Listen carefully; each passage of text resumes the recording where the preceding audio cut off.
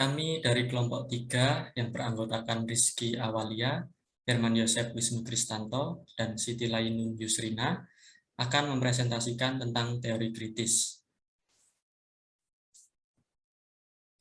Adapun yang akan kami sampaikan dalam presentasi kali ini, yang pertama teori kritis dan penelitian pendidikan kritis, yang kedua kritik terhadap pendekatan dari teori kritis, yang ketiga teori kritis dan penelitian kurikulum, yang keempat ringkasan dari 3 paradigma, dan yang kelima kemunculan paradigma teori kompleksitas. Sejarah teori kritis. Teori kritis merujuk pada beberapa pemikiran tokoh-tokoh filsafat yang tergabung dalam lembaga penelitian di Universitas Frankfurt, Jerman tahun 1930-an, yang dikenal dengan nama Die Frankfurter Schule atau Frankfurt School. Teori kritis di Jerman lebih dikenal sebagai mazhab Frankfurt. Teori kritis memiliki misi guna membuat filsafat dan ilmu pengetahuan sebagai praksis terhadap emansipatoris. Tokoh-tokoh yang termasuk dalam mazhab Frankfurt, yang pertama Max Horkheimer, yang kedua Theodor Wiesengrund Adorno, dan yang ketiga Herbert Marcuse, yang merupakan figur yang paling terkenal terutama karena ide-idenya memberikan inspirasi dan arah kepada gerakan kiri baru pada tahun 1960-an. Feldrus dan kawan-kawan dalam bukunya yang berjudul The Cambridge Companion to Critical Theory membagi perkembangan teori kritis menjadi 3 generasi utama. Generasi 1 dengan tokohnya yaitu Max Horkheimer, Friedrich Pollack, Herbert Marcuse, dan Theodor Adorno. Generasi 2 yang merupakan perkembangan teori kritis, tokohnya Jürgen Habermas, yang kemudian dalam perkembangannya menjadi tokoh sentral pemikiran sosial, politik, dan filsafat di Eropa. Dan generasi ketiga tokohnya adalah Axel Honneth.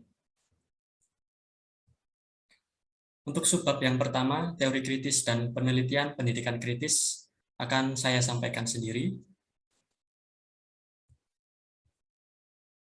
Sebuah pendekatan yang muncul untuk penelitian pendidikan adalah paradigma penelitian pendidikan kritis, karena menganggap 2 paradigma sebelumnya, yaitu positivisme dan interpretatif, sebagai penyajian laporan perilaku sosial yang tidak lengkap.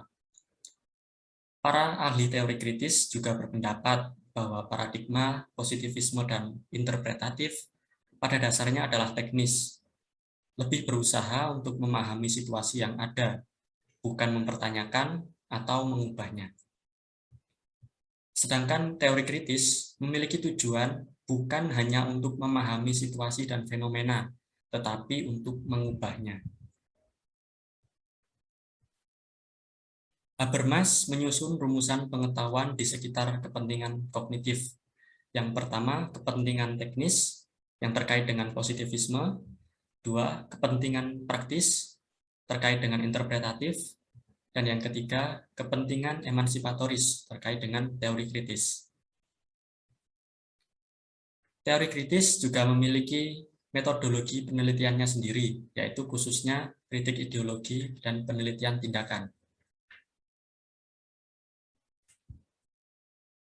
Habermas mengemukakan bahwa kritik ideologi melalui praktik reflektif dapat dilakukan dalam 4 tahap. Yang pertama, mendeskripsikan situasi yang ada saat ini. Yang kedua, penetrasi alasan yang bisa membawa situasi ke perubahan. Yang ketiga, melakukan agenda untuk mengubah situasi. Dan yang keempat, mengevaluasi pencapaian dari situasi. Untuk bab selanjutnya akan disampaikan oleh teman saya.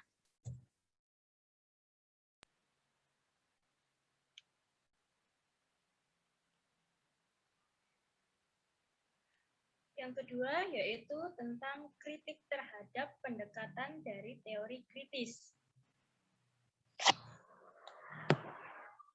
Dalam perkembangan teori kritis memunculkan beberapa kritik dari beberapa ahli. Salah satunya yaitu Morrison yang mengungkapkan beberapa kritik terhadap teori kritis, terutama terhadap 3 rumusan yang diungkapkan oleh Habermas, antara lain. Hubungan antara kritik, ideologi, dan emansipasi tidak jelas atau tidak terbukti. Apakah seseorang atau masyarakat dapat beremansipasi hanya dengan menjalankan kritik ideologi atau penelitian tindakan?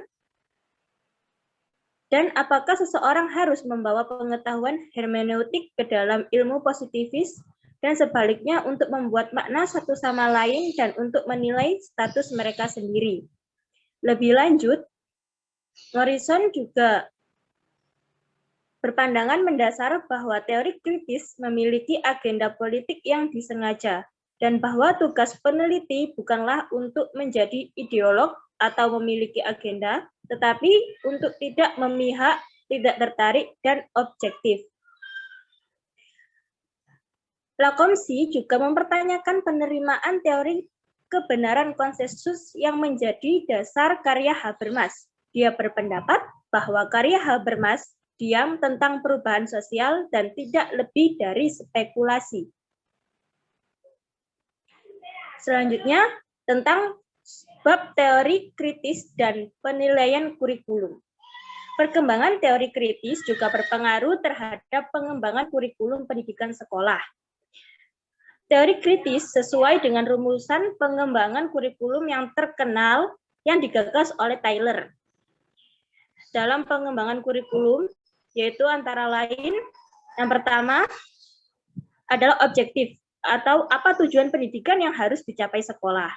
Yang kedua, selecting learning experience atau pengalaman pendidikan apa yang dapat diberikan yang kemungkinan besar dapat mencapai tujuan-tujuan ini.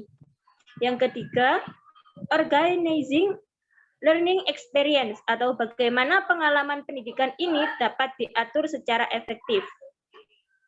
Dan selanjutnya evaluation atau bagaimana kita dapat menentukan apakah tujuan-tujuan ini tercapai. Keempat rumusan pengembangan kurikulum ini memiliki tujuan yang sama dengan teori kritis, yaitu menciptakan pendidikan atau sosial masyarakat yang humanis dan emansipatoris. Selanjutnya yaitu keterkaitan teori kritis dengan kurikulum. Keterkaitan teori kritis dan kurikulum memunculkan adanya gagasan pendidikan kritis yang dikemukakan oleh Paulo Freire. Paulo Freire memunculkan 3 gagasan utama dalam pendidikan kritis, yaitu pendidikan harus berorientasi pada pengenalan realitas diri manusia. Dengan demikian, pendidikan dapat melaksanakan pemberdayaan siswa agar berpikir kreatif, mandiri, dan produktif. Selanjutnya, pendidikan dikembangkan pada pembentukan kesadaran kritis, bersifat integratif, mengutamakan kemanusiaan, serta menjunjung tinggi nilai-nilai demokrasi dan keadilan. Yang terakhir yaitu pendidikan dikembangkan dengan nalar kritis agar dapat membangun peradaban baru yang memberikan kebebasan.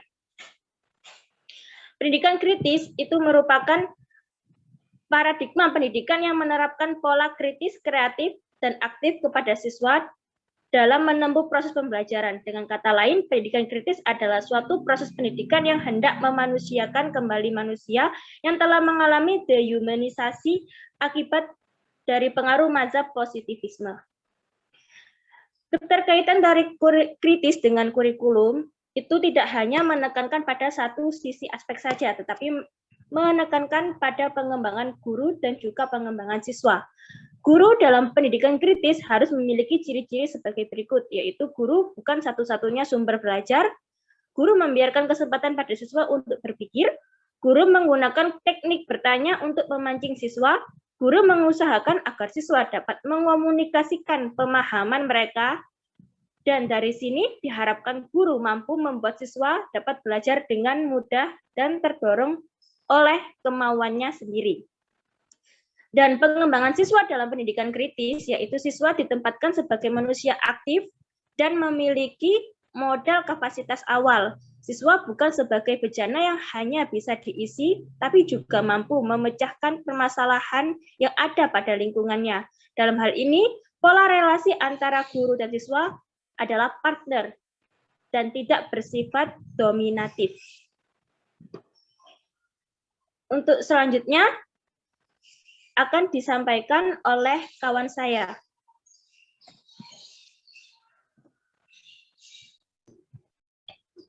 Ya, untuk yang keempat, yakni ringkasan dari 3 paradigma. Dalam ringkasan dari 3 paradigma ini mencakup normatif, interpretatif, dan kritis. Normatif mencakup lingkungan masyarakat dan sistem sosial. Penelitian yang dilakukan adalah skala menengah besar, dan penelitian yang dilakukan secara objektivitas.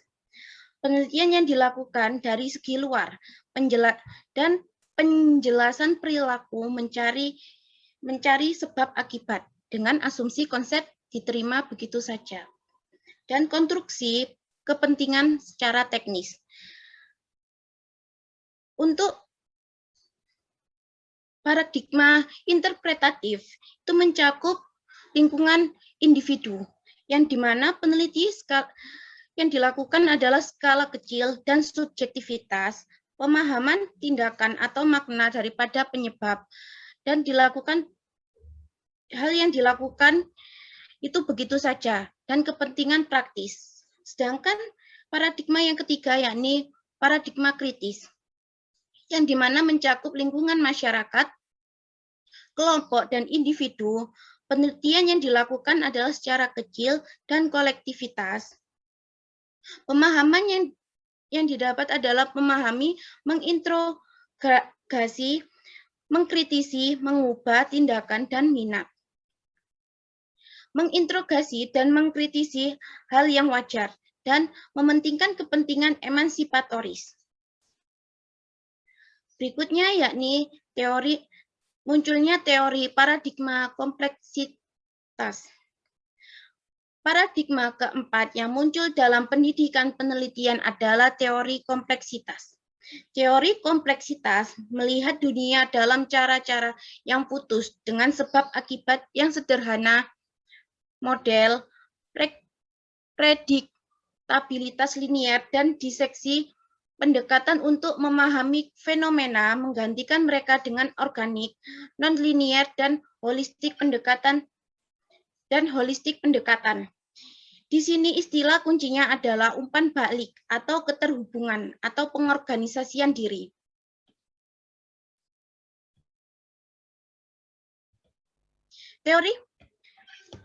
Teori kompleksitas menunjukkan bahwa fenomena harus dilihat secara holistik. Teori kompleksitas memberitahu kita bahwa hubungan yang diperlukan tidak bergantung dan analitik, bukan sintetis. Ini adalah prospek yang menantang untuk pendidik atau peneliti, dan teori kompleksitas secara komparatif perspektif baru dalam penelitian pendidikan menawarkan pengaruh yang cukup besar dalam memahami masyarakat, perubahan masyarakat, individu, dan kelembagaan.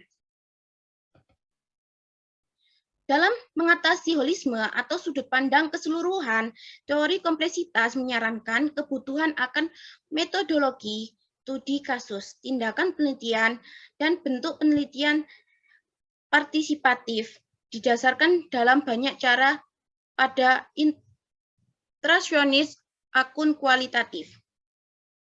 Ini memungkinkan banyak kausalitas atau prinsip sebab akibat yang ilmu dan pengetahuan yang otomatis bisa diketahui, banyak perspektif dan banyak efek yang akan dipetakan. Ini bukan untuk menyangkal peneliti orang luar, itu untuk menyarankan bahwa jika dilakukan penelitian luar harus mengambil sebagai banyak perspektif mungkin. Teori kompleksitas bertentangan dengan metodologi linier sederhana berdasarkan pandangan linier kausalitas dengan alasan kausalitas ganda dan penyebab multi arah dan efek sebagai organisme. Tidak ada lagi yang bisa memastikan bahwa yang sederhana sebab membawa akibat yang sederhana atau tunggal, atau bahwa efek tunggal adalah hasil dari satu penyebab, atau lokasi penyebab akan berada di bidang tunggal saja, atau bahkan bisa lokasi efek akan dibatasi jumlah bidang. Teori kompleksitas tidak hanya mempertanyakan nilai-nilai penelitian dan eksperimen positif, tetapi juga menggarisbawahi kepentingan peneliti pendidik untuk menangkap sengaja atau tidak sengaja agentik tindakan peserta dan untuk mengadopsi perspektif intervensionis dan konstruktif. Teori kompleksitas tidak hanya memberikan tantangan yang kuat untuk pendekatan konvensional untuk peneliti pendidik, tetapi juga menyarankan agenda substantif dan seperangkat metodologi. Itu saja yang dapat kami sampaikan, kurang lebihnya kami mohon maaf. Terima kasih.